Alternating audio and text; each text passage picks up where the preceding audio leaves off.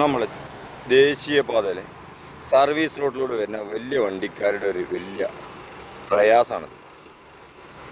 ദേശീയപാതൻ്റെ service road Vettichira ഭാഗത്ത് നിന്ന് വരുമ്പോൾ ചുങ്കം എത്തുന്നതിന് മുമ്പ് വലിയൊരു വളവ് കൊടുത്തു.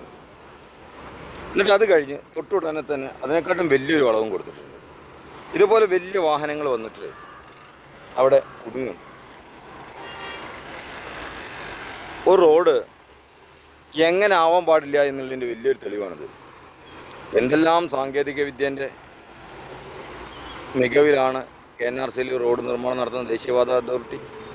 വലിയ വാഹനങ്ങൾ എങ്ങനെ ഇവിടെ തിരിയാം? ബസ് ഉൾപ്പെടെയുള്ള ദേശീയപാതേൻ്റെ സർവീസ് റോഡിലൂടെ വലിയ മൾട്ടി ആക്സിൽ വാഹനങ്ങളൊക്കെ വരുന്നതല്ലേ.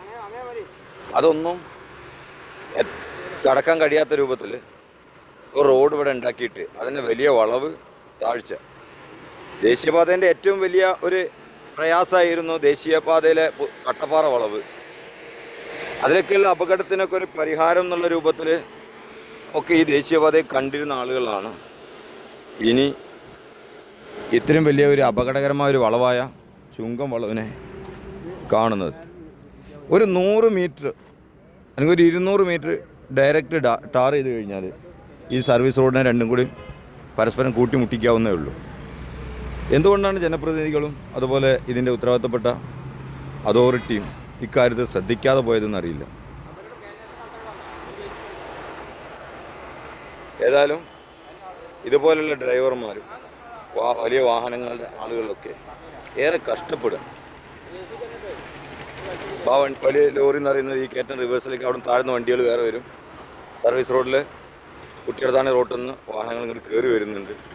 അതുപോലെ ഇവിടെ ഈ വളവിൽ തന്നെ ഒരു വലിയ ഒരു ഡിവൈഡർ വെച്ചിട്ടുണ്ട്. ഡിവൈഡർ വെച്ചുകൊണ്ട് തന്നെ വണ്ടി തിരിഞ്ഞ് കിട്ടാൻ പ്രയാസമാണ്. അപ്പോൾ ഏതായാലും ഇതുപോലെയുള്ള ഈ കഷ്ടപ്പാടിന്